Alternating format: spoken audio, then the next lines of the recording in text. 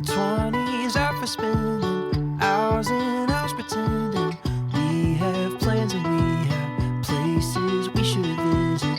But everybody knows your 20s are for wasting time. 'Cause you could be with anyone you wanted. You could take that job they offered and move down by the ocean. But I love the way your hand feels when it's under mine.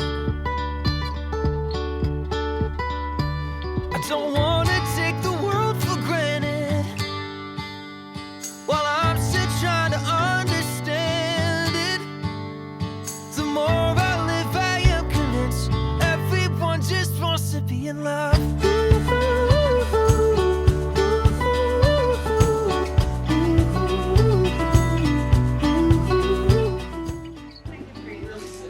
Can I do a 16-ounce ice latte? This world makes me dizzy. How we get so busy.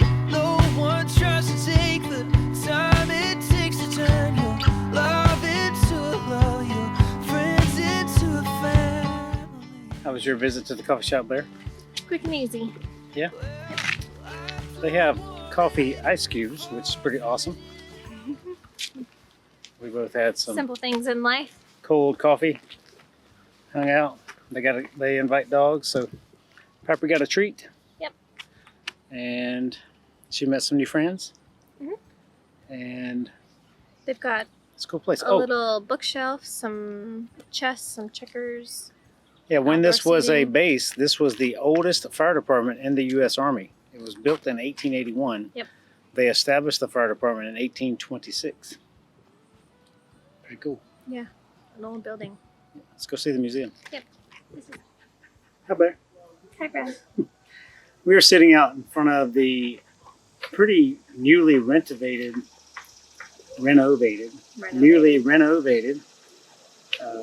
Fort Monroe. It's not museum. What is it? Visitor Center. Visitor Center. Yeah. It's some pretty excellent exhibits and discussion about the fort and how it got its start. And it was an active Army base for many years up until I believe 2011. So we've toured around the fort today. We've been in the Casemate Museum. We've walked around inside of the fort, the main fort itself, and saw the Lincoln House and the Lee House and parade grounds and the barracks and the cannon that shot the 300-pound projectile for 4 miles. Mm-hmm. I really like the interactive map that they have there when you walk in the front doors. You can touch the map and see where the restaurants and the places to eat are and the unique spots on the fort. So before you go walk around, please stop by the visitor center and take some time to do what I call a map study. Mm-hmm. Yeah, I stood there for a long while and went through all the things. It's pretty great. So the homes here are beautiful. They're antebellum type homes and I guess some colonial type homes too. But it's quite beautiful. It's like a Mayberry street. It's really quiet streets and a lot of activity here. You got the Chesapeake Bay and a nice breeze and shaded sidewalks and very few people out today. So, Claire, what's your thoughts on this whole mess? I think it's gorgeous. Would you come back? Yeah, I would 100% come back. Yeah, the shaded streets on the main little strip. I think it's Ingalls Road. They named it after James Monroe Ingalls, I think is what his name was. Is gorgeous, tree-lined, brick houses, brick buildings. The fort is pretty cool. To know all of the various impacts of history that this land has had is pretty incredible. First slaves to America landed here. Mm-hmm. It was a freedom spot for slaves during and after the Civil War. Yep, Freedom Fortress. Freedom Fortress, that's how I got that name. Mm-hmm. And then it was an Army base, and it's a pretty cool place to be. So if you're in the Hampton Roads region, so you go to Williamsburg, most people go to Williamsburg, some go downtown Norfolk, some go to the Navy base. this is the cool little stop along the way. Yep. Uh, It's got a public beach, so Yeah. if it's warm and you're in the mood for some there's a sand between your toes, there's a brewery. What's it called? Ouzel Finch Brewery. Finch Brewery. There's a restaurant, the Dead Rise Cafe or Seafood place. seafood place. Yep. And then you're just a mile from downtown Phoebus. Yeah. It's a small little main street. It is a Yeah. small little They're spot. trying to revitalize, Yeah. so it looks good. They built what seems to be some new construction out there and a few new restaurants, so it looks pretty good. We'll go check it out probably tomorrow. We're staying the night at the the Colonies RV Park. The host out there are Chet and Pat.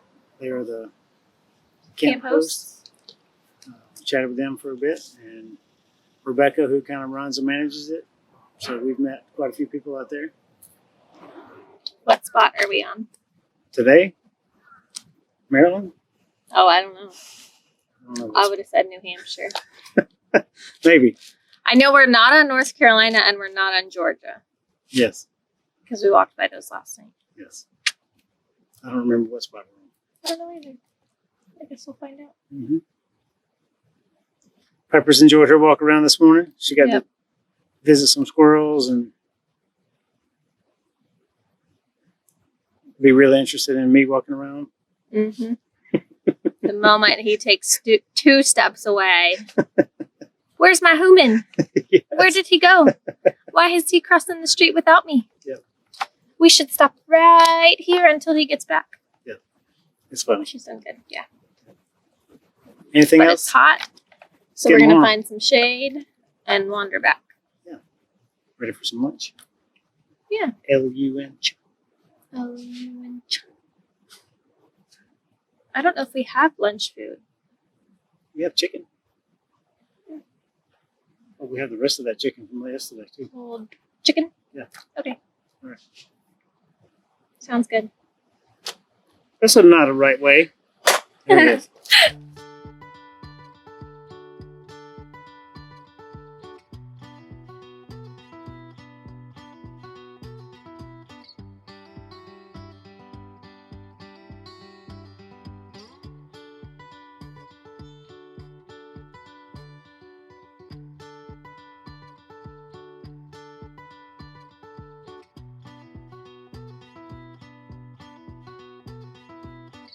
Welcome to Fort Monroe. This is the largest stone fortification ever built in the United States. Construction began somewhere around 1819, and it took about 15 years to build it. There was a pretty famous general called Robert E. Lee. He served as an engineer here in the 1830s. During the Civil War, this Fort Monroe played an important strategic role for the Union because of its proximity to the Chesapeake Bay. It was the only Union-controlled fortified base in the Upper South, and it soon became known as the Freedom Fort by blacks who sought escape from bondage. Did you get your tickets? I got my ticket. I got yours too. Thanks, babe.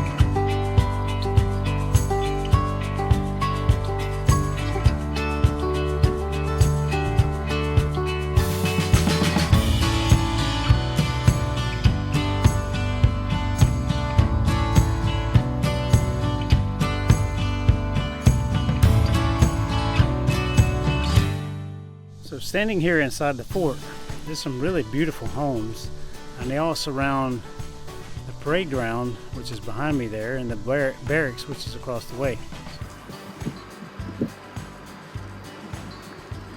That's the clock tower they wind on a weekly basis by hand.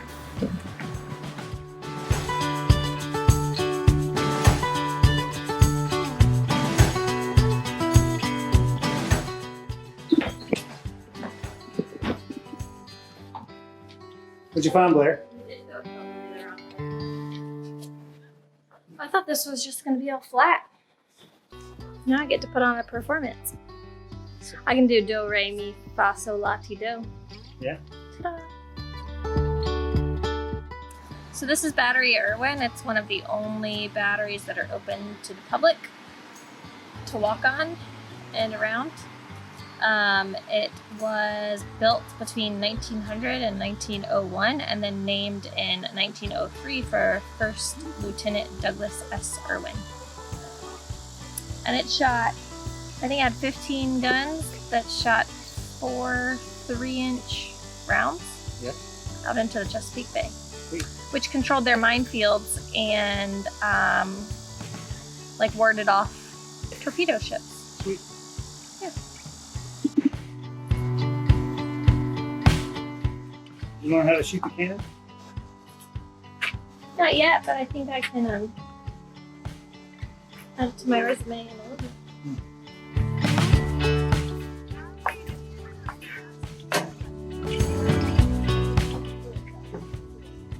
Got a ship on the horizon.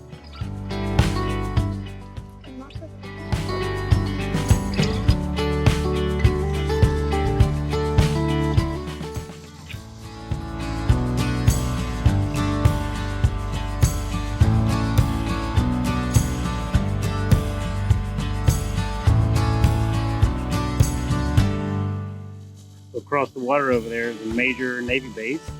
Some aircraft carriers parked. This is a island in the middle of Chesapeake Bay, but out here under the water where you can't see is a tunnel. That's the exit of the tunnel, and they're building a third tunnel right now.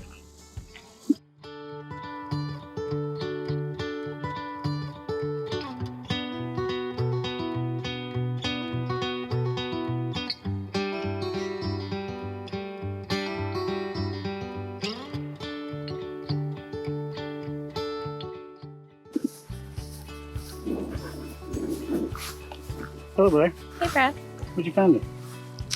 Some shade. Yeah. And the beach. And the beach. Oh, the Chesapeake Bay beach. The bay, yeah. Gorgeous.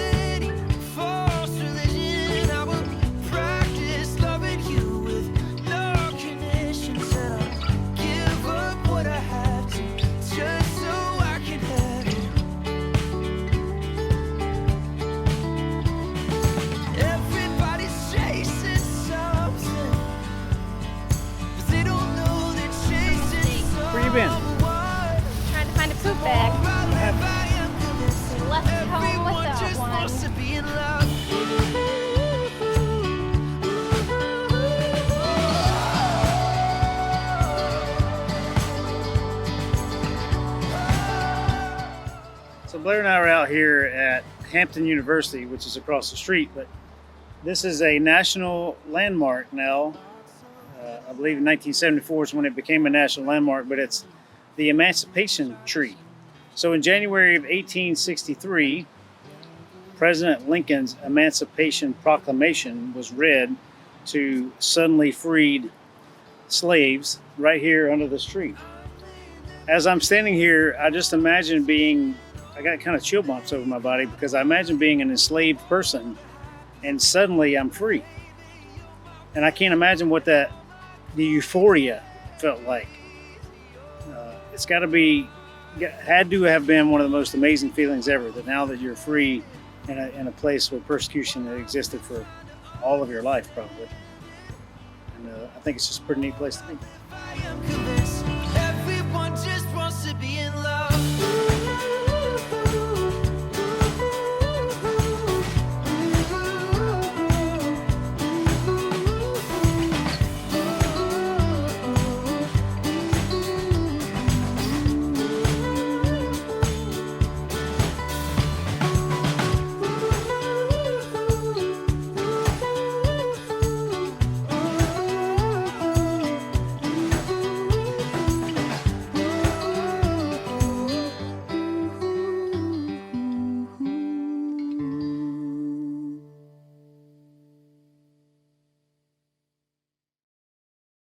Massa runners coming up